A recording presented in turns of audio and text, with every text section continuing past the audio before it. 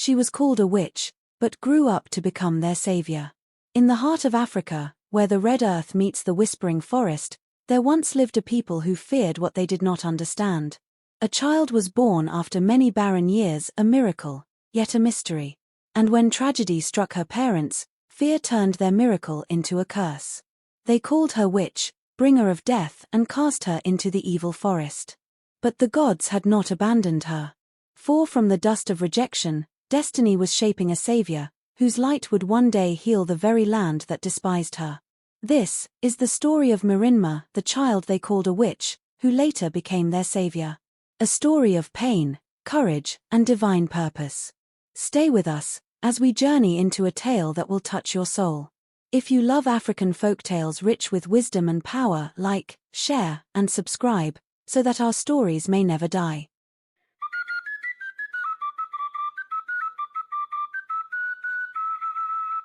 In Amankwo village, people believed that every child came through the gates of heaven carrying a message. Some messages brought laughter, and others brought tears.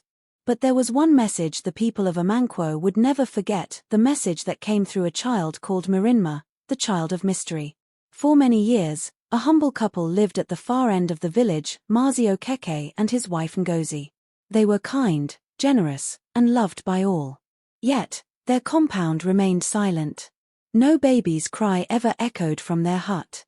They prayed to the gods of fertility, visited the shrines, and offered countless sacrifices, yet the gods seemed deaf to their tears. Years turned into decades. Mockery followed them like shadows. Some said, maybe the woman is cursed. Others whispered, Okeke must have offended the ancestors. Still, they did not give up hope. They fasted, they poured libations. They went from shrine to shrine even beyond the borders of Amankwo.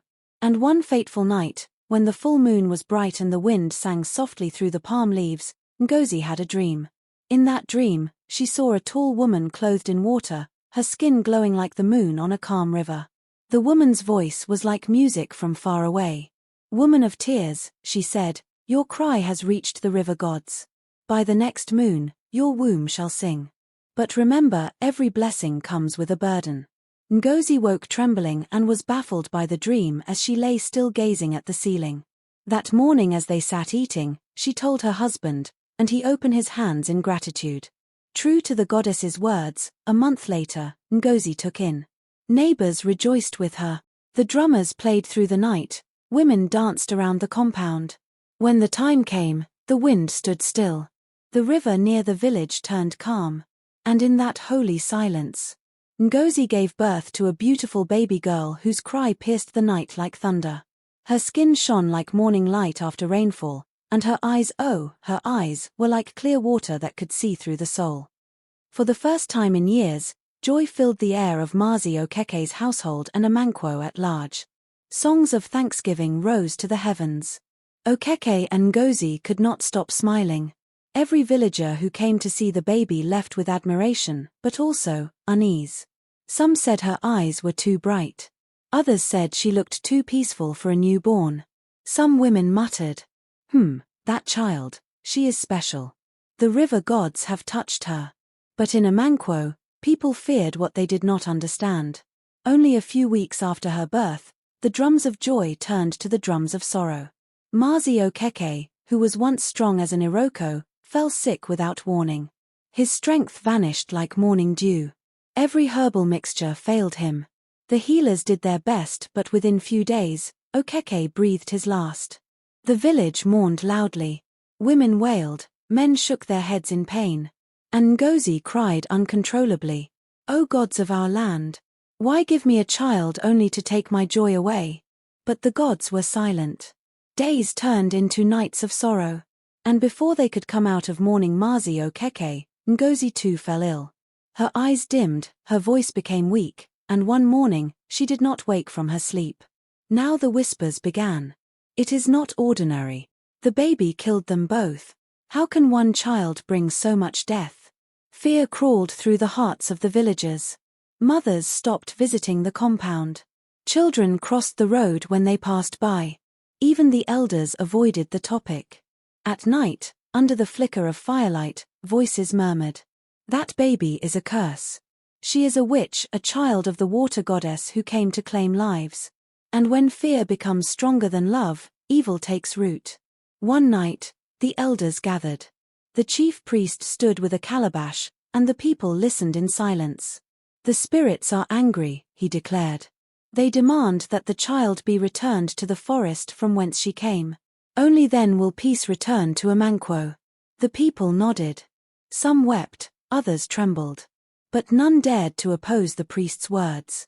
Before dawn, a group of men carried the sleeping baby to the edge of the evil forest. The air was cold, the trees whispered secrets, and the moon hid behind clouds. They placed the baby on the ground, wrapped her in white cloth, and poured libation. Take what belongs to you, spirits of the river, we can't accept an evil child that came to destroy us. Leave Amanquo in peace, they chanted. That night, the baby cried a small, helpless sound that echoed through the forest. But the men turned their backs and walked away. By morning, the village declared, the curse is gone. But what they did not know was that destiny had only just begun its work. For as the sun rose, a gentle wind blew through the forest, and the cry of the child carried beyond Amanquo, far beyond the borders of fear, all the way to a neighboring village where an old widow named Mama Agatha was gathering firewood. Her husband had long gone, her only son taken by a strange fever. Yet her heart remained soft like freshly pounded yam. That fateful morning, the mist still covered the forests and the cock had not yet finished its third crow. The old widow Mama Agatha paused, listening. What spirit cries like this at dawn, she wondered. She turned toward the sound, her heart beating fast. And in that moment, the gods began to write a new story, one that would shake the very foundation of the land. She walked slowly, humming a song of remembrance, her bundle of firewood on her head. The forest was still half asleep. The tall trees whispered above her, and a thin ribbon of light began to slide across the sky. Then she heard the cry loud. She froze. At first she thought it was the wail of a bush baby, one of those mischievous spirits said to lure travelers into danger. But then she heard it again, a child's cry, trembling, hungry, desperate. Her heart skipped. Who leaves a baby in this forest of ghosts, she muttered, walking as fast as she could. She followed the sound through the trees and bushes, until she came to a small clearing. There, lying on a piece of old cloth, was the tiniest baby she had ever seen, eyes wide, skin glowing faintly in the pale morning sunlight. Her lips quivered as she tried to cry again. Mama Agatha gasped. The gods of our land, she whispered. A child? In this evil forest? She looked around, no one. Only the soft whisper of wind and the crying baby. Slowly, she knelt, her knees pressing into the cold earth. She reached out, trembling, and lifted the baby into her arms. The child's skin was cold, but her eyes shone like tiny pools of moonlight. Mama Agatha's old heart broke. Whoever abandoned you here has no blood left in their veins. Oh, my little one, what evil have you done to deserve this? The baby quieted at her voice, as though recognizing a mother's warmth for the first time. And right there in that lonely forest, Mama Agatha wrapped the baby in cloth, pressed her close to her chest, and made a vow. From today, you are mine. Even if the world calls you evil, I will call you blessed. Then she began the long walk home. The path back to Atumba village felt longer than ever. Each step carried the weight of a decision that would change not only her life but the destiny of generations to come. When she entered the village, villagers stared. Mama Agatha, what are you carrying? One shouted. A baby I found near the forest, she answered softly. The murmuring began immediately. A baby? Near the forest? She must be one of those abandoned by spirit. Ha!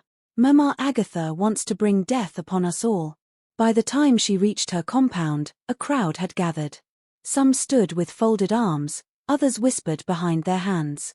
An elder stepped forward, his name was Afamu, the self-appointed mouth of the people. Mama Agatha, he barked, we heard you carried something from the evil forest. What is it? She answered, as you all can see. It is a child. Helpless. Human. Gasps filled the air. Don't touch it, a woman screamed. Can't you see the mark of water spirits in her eyes? Throw her away before nightfall, another yelled. If you don't, "We will not let our children come near your house." But Mama Agatha stood firm, her face hard as an anthill. "You call yourselves humans, yet you have hearts colder than stone. A child, a creature that still drinks milk, and you call her evil?" The crowd murmured. Some others called her names and accused her of bringing a curse to their land. But she did not flinch. "If the gods want to punish me for showing mercy," she said, her voice trembling but loud, "then let them strike me dead here and now." She put her eyes down. The clouds shifted, the wind blew softly, but no thunder came. Silence fell upon the people. "You see," she said, "the gods are silent, because they know mercy is never an abomination." Without another word, she turned and entered her hut. That morning Mama Agatha warmed water, cleaned the baby, and fed her with pap. Later that evening she fed her again and sang an old lullaby, the one her mother once sang to her. "Sleep, child of destiny, sleep. The world is cruel, but heaven sees. The stars will guard your dreams tonight. And love will find you, even in darkness." As she rocked the child, the baby smiled in her sleep, and in that smile, Mama Agatha felt life return to her empty hut. Days turned into weeks. The widow named her Minma, after the sweetness of water and the calm of rivers. But the village did not stop talking. People avoided her compound. Children pointed and laughed when she passed. Some even called her the witch's mother. In the market, the women whispered, "She's old and lonely, so she's seeking company with spirits. Mark my words, before harvest season, something terrible will happen to her." Yet nothing happened, except that the widow grew stronger in spirit, and the child grew more beautiful by the day. Sometimes, Mama Agatha would whisper, "Don't hide your light, my child. One day, the same people who fear your eyes will look into them and see hope." Each evening, as the sun dipped below the hills, the two would sit outside the hut, chatting. The widow would tell stories of brave maidens, wise tortoises, and the foolishness of men who judge what they do not understand. Sometimes she would look at Minma and say, "The world cast you aside, but heaven kept you. Never forget, my daughter, what the world throws away, the gods often pick up to rewrite destiny." The villagers began to wonder. The child they had expected to bring doom had brought laughter instead. Mama Agatha's health improved and she looked younger than her age. In the market, women whispered and gossiped. "Maybe the child is not evil after all." But others hissed, "Don't be deceived. Evil can wear a smiling face." Mama Agatha ignored them. Her only answer was love, silent, patient, and pure.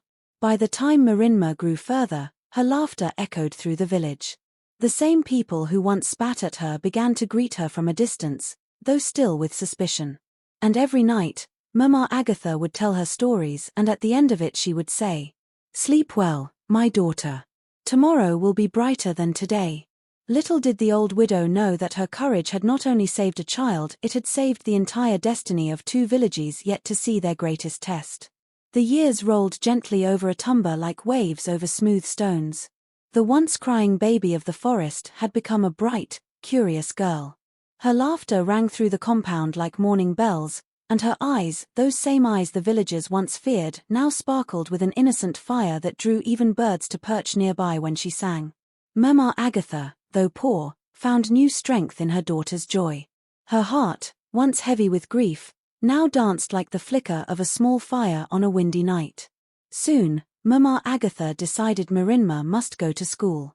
She had never seen the inside of a classroom, but she had heard that education opened the mind like morning opens the flower.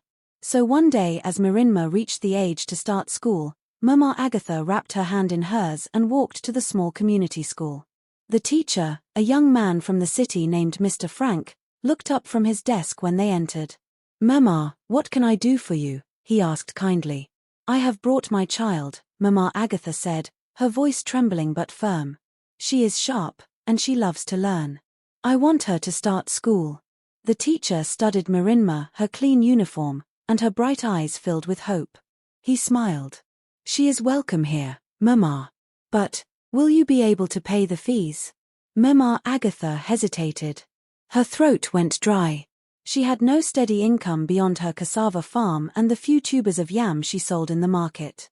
But she looked at her daughter, standing shyly beside her. She swallowed and said, "Don't worry, teacher. The gods will provide." From that day, Mama Agatha began to work harder than ever. She woke before dawn to till her farm. She fetched firewood for neighbors, all to pay for Minma's books and school uniform. The villagers laughed behind her back. "Look at the old woman," they said. "Wasting her last strength on a child that will bring her no gain." But Mama Agatha paid them no attention. She often whispered, "They see a child, I see a destiny." In school, Minma shone like the morning star. She learned quickly, asked questions fearlessly, and remembered everything she read. When others struggled with their sums, she solved them with ease. She was always called to the front to illustrate to his fellow classmates while answering questions. When the teacher reads aloud, her soft voice could echo his, perfectly from memory. Mr. Frank would murmur to himself. "This one carries the hand of wisdom." Her classmates admired her. But some parents warned their children to keep distance. "That girl is not ordinary," a woman said to her son. "Be careful, her mother picked her from the forest." Still, Minma smiled at them all. She greeted politely, helped her classmates with their lessons, and never answered insult with insult. Her humility disarmed even her enemies. As the elders would later say, "You cannot throw stones at the river that gives you water." The years passed. When she reached her final year in primary school, a government scholarship exam came to the village, something that had never happened before. On the morning of the exam, Mama Agatha placed her hand over Minma and prayed for her. "My child, go with the gods. May your pen be guided by the spirits of light. Whatever happens today, know that I am proud of you." Minma smiled and said, "Mama, I will not disappoint you." Children from all over the region came to write the exam, but only one would be chosen. She wrote the exam with calm confidence. When the results were announced weeks later, the pupils gathered in the school hall and the teacher read out. "The top candidate, who has won a full scholarship to the city secondary school, is Minma." Minma ran to the front to receive the certificate. Beside her was Mama Agatha. A hush fell over the crowd, then came the murmur. "Minma? The forest girl? Impossible. Maybe the gods truly have a purpose for her." Mama Agatha clapped with smile all over her face. And she whispered, "The gods of our land who do good, thank you." The seasons changed. Minma began helping Mama Agatha in small chores, fetching water, sweeping the yard every day, and other household chores. Few months after winning the scholarship, Minma left the village for the city to further her education. In the city, Minma's brilliance only grew brighter and her looks changed greatly. Under full scholarship, she looked nothing like a child from a poor home. She studied under electricity for the first time, read books thicker than any she had seen before, and learned to speak English fluently. Every week, she wrote letters to Mama Agatha, telling her about her new friends, her dreams of becoming a doctor, and her prayers for both villages. The old widow kept those letters in a wooden box, reading them by lantern light whenever loneliness crept in. Years passed like pages in a storybook. When Minma completed her secondary education, she was named the best student in her district. Another scholarship came, this time to the university. Mama Agatha's joy was revived by the time Minma returned home from school. "My daughter," she whispered, "you are running faster than the wind of your destiny." She passionately hugged her. But with joy came sacrifice. To buy her daughter few items to go to the university, Mama Agatha sold her last goat, the only creature that kept her company in lonely moments. "If losing my goat will build a bridge for my daughter's future, then let it go gladly," she whispered. At the university, Minma became known not just for her intelligence but for her compassion. She joined community outreach programs, helping and teaching poor children and orphans in her spare time, visiting the sick in the hospital and helping at the old age homes. It was there that her destiny began to reveal its true purpose. One afternoon, during a public lecture, a woman visiting from abroad, Dr. Kem, head of an international youth empowerment outreach, heard Minma speak. Her voice was clear, confident, and full of heart. After the event, she approached her. "Young lady," she said, "you speak with such wisdom. Where did you learn it?" Minma smiled softly. From an old widow in a small village, who taught me that love can be stronger than fear. Dr. Kem laughed gently. The world needs people like you. Prepare your documents, I want to help you continue your studies overseas. When the letter of admission arrived, Minma visited Mama Agatha and she cried. Her tears were not of sorrow, but of joy overflowing from a heart that had seen miracles. On the evening before her departure, Mama Agatha sat beside her daughter and said, My child, remember where you came from. Remember the forest that rejected you, and the hand that lifted you. Whatever heights you reach, do not let pride steal your kindness. Minma held her hands. Mama, everything I am, everything I will ever be, began with your courage. Then Mama Agatha whispered a silent prayer. Gods of the land, protect my daughter. Let her light shine until it touches even those who once walked in darkness. And with that prayer, the road to greatness stretched wide before Minma, a path paved with tears, sacrifice, and destiny. A few years later, the sun over Amanquo no longer smiled. Its rays, once golden and gentle, now beat down like fire upon dry earth. The wind carried not the smell of yam and palm oil, but of dust and hunger. The streams that once sang through the valley had fallen silent, their beds cracked like the skin of the old. It began slowly. First, the rains delayed. Then the crops began to wither before maturity. Cassava roots shrank, yam tendrils curled up and died. Even the stubborn millet refused to rise. The elders gathered at the village square, their voices heavy with worry. This has never happened before, since the olden days of our ancestors, said one. Even in the days of our grandfathers, the earth always gave something. Maybe the gods are angry, another said, shaking his head. Perhaps we have offended the gods of the land. But the oldest among them, Elder Marcus, sighed and said quietly, When you cast out the innocent and mock the pure, the gods turn their faces away. His words floated through the crowd like wind through dry grass. No one dared reply. Soon, hunger began to bite like a wild dog. Children cried for food. Mothers watched their pots boil with nothing but water and salt. Livestock and animals died. The river shrank and there was no water supply. Even the birds abandoned the skies. The village seer was summoned to divine the cause. He threw his cowries and spoke in riddles. The blood of the innocents cries from the soil, he said. The one you rejected and left to die in the forest holds the key to your survival. But she is far, and your hearts are still full of pride. The villagers exchanged uneasy glances. Many did not understand, but few elders remembered the story of the evil child, the one they called witch and accused of bringing death to her parents. Some spat on the ground, refusing to listen.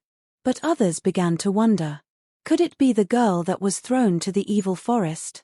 What if she was never a curse, but an innocent child cast away by ignorance, they whispered. At that moment fear and shame sealed their lips. Far away in the city, Minma had completed her studies. She was now working with an international relief organization, one that provided food, water, and education across Africa. She was head of her department. By then, her name had traveled beyond villages. Even in Amanquo, her father's land, nobody knew she even made it alive out of the evil forest. Talk more of becoming an internationally recognized woman. Her office sat high above the bustling streets, but her heart often drifted back to the quiet hills and red sands of her homeland. She would look out through the window and whisper, Mama Agatha, I hope you are well. I hope the people are well. Soon I will put a huge smile on your face.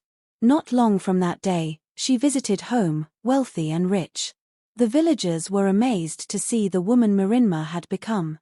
She built a very big house for Mama Agatha, and employed helpers to take very good care of her. The entire village celebrated Mama Agatha's sudden transformation. She became the talk of town, from a poor lonely widow to a rich old woman who had anything money could buy. Years passed. One morning, a report crossed Minma's desk, severe famine in Amanquo village. Her breath caught. That was her homeland. The land where she was born that had rejected her and cast her away all at once. Without hesitation, she picked her phone and called her superior. Sir, she said, I know that region that needs emergency aid well. Let me lead the relief mission myself. The famine had also reached Atumba village, but not as severe as in Amankwo village. Mama Agatha's storeroom was filled up with enough food and groceries that could last for the whole season. She had so much food in her storeroom that other women in her village and beyond trooped in and out of her home for food. Every night she prayed for Minma, who at that time she had long visited. But one afternoon, a cloud of dust rose at the edge of the village.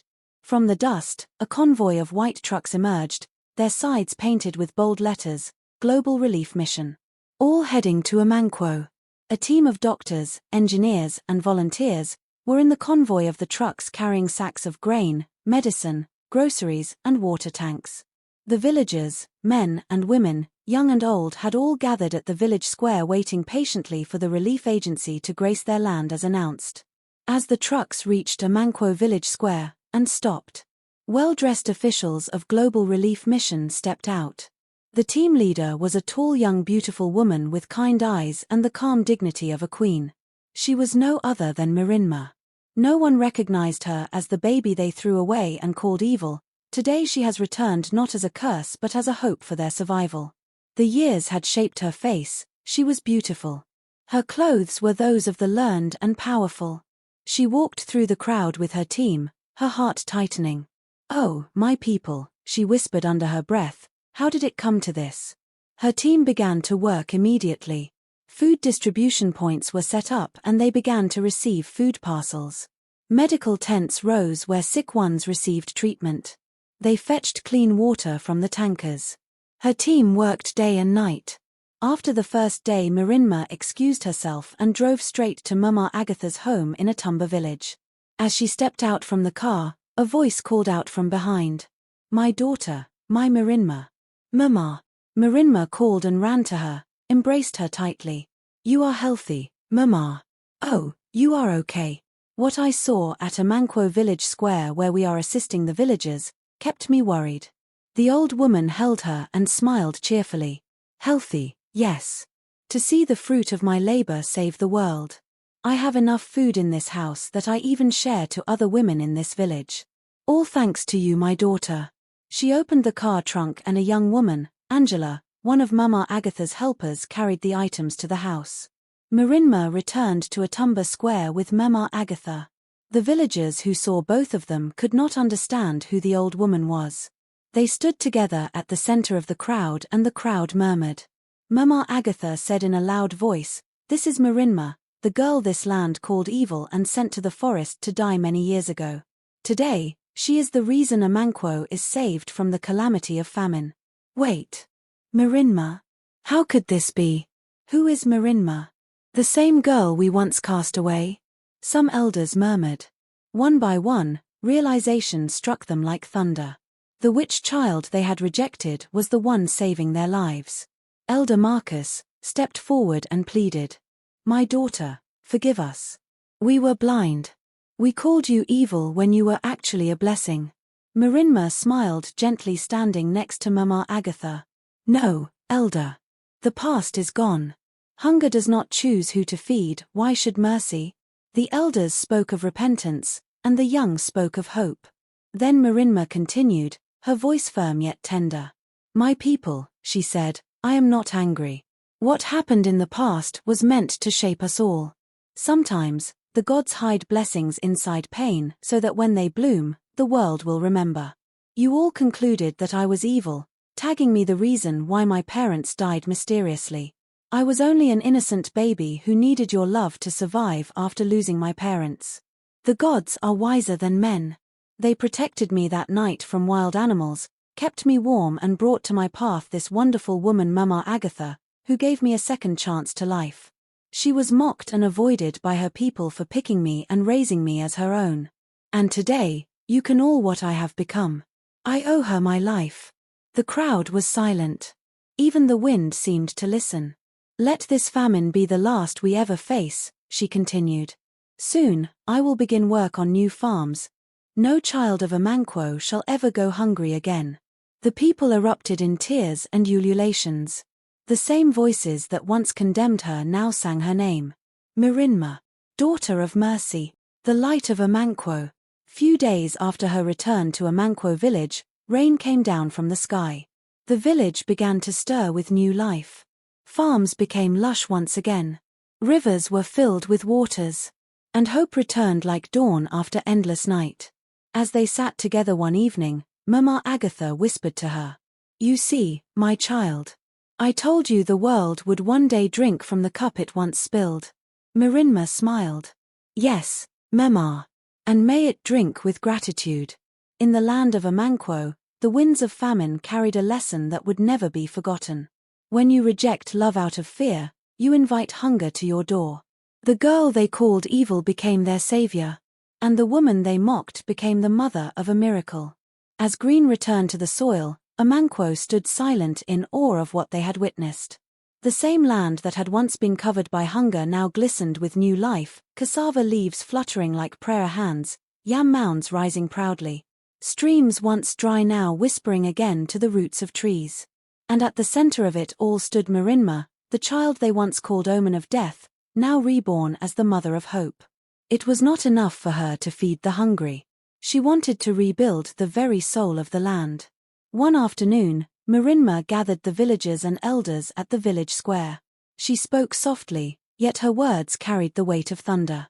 "My people, our land has suffered not only from drought, but from blindness, the blindness of fear and ignorance. Let us build not just farms, but a future." The villagers praised her and held her in high esteem.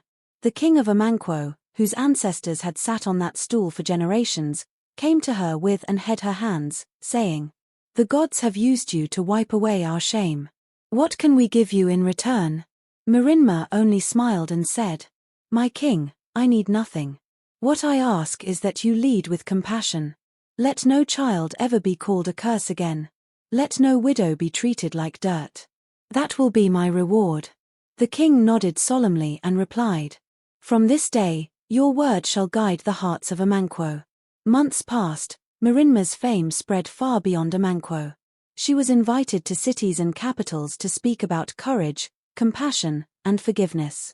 But no matter how high she climbed, she always returned home to care for her people. Meanwhile, Mama Agatha lived to see the transformation and who Minma became at last. Most times, when Minma visited, she will sit beside her, happily interacting. "Mama," she would say, "do you see how far we've come?" And Mama Agatha, with a smile that carried the light of 1,000 suns, would reply, "My daughter, you were sent to heal the wound that ignorance created. The world now knows that even a seed thrown into thorns can grow to shade a nation." One quiet evening, as the sun melted into gold behind the hills, Mama Agatha's breathing grew faint. Minma rushed her to the hospital to receive proper treatment. But the sickness was so severe that Mama Agatha's condition was not improving. One evening she held her hand tightly. "Mama, hold on. Please don't leave me yet. I am making arrangements to fly you abroad for further treatments," she assured her. The old woman smiled faintly. "There is no need for that, my daughter. You have done your best. My time has come. You have become everything I prayed for and more. Just promise me you will continue to give love to the world." "I promise, Mama. I promise with all my heart." And with that, Mama Agatha closed her eyes and slept her final sleep, her lips curved into a peaceful smile. The whole region mourned her like a queen. Atumba and Amanquo villages celebrated her life. They chanted, "Mama Agatha, the widow who defied fear and raised a nation." Years rolled on and Minma continued telling her stories in schools and at events. Once upon a time, a village rejected a child. But the gods turned her tears into rivers of blessing. Remember this, no human being is a curse. What we fear, we must understand. What we hate, we must forgive. The guests would listen in silence, their eyes wide with wonder. That year, at Amanquo's festival, Minma stood before the people, her voice steady and rich like the evening breeze. "My people, I was born under a shadow of fear, but love led me back into the light. Let no one among you forget, it is not birth that makes a person, but the heart that beats within them. Forgiveness is not weakness, it is the highest form of strength." The crowd shouted in agreement, tears glistening in many eyes. Then the king stepped forward and spoke with authority. "From today," he declared, "Minma shall be known as Nindu, Mother of Life. The people cheered. The skies seemed to echo their joy. Thus ended the story of Minma, the child the world called a curse, the woman the heavens called chosen. From ashes she rose, carrying not vengeance, but mercy. Her light healed the very land that cast her out. And generations later, her name still lives where the wind whispers through the trees of Amanquo, a reminder that love, once sown in faith, can never die. Remember, when you wrong the innocent, you wrong yourself. When you lift the fallen, the gods lift you in return. For it is written, the rejected stone shall one day become the corner of the house. And so, from the ashes of rejection, Minma rose, not to destroy, but to heal. The same tongues that once cursed her now sing her praise. The same land that spat her out now calls her mother of life. Her story reminds us, fear is the enemy of truth, and forgiveness is the path to peace.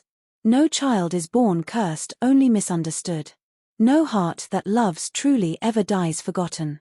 If this story touched your heart, do not let it fade away. Share it, so that another soul may learn. Subscribe, so that our stories and heritage will continue to live through your screen. Thank you for watching. Remain blessed.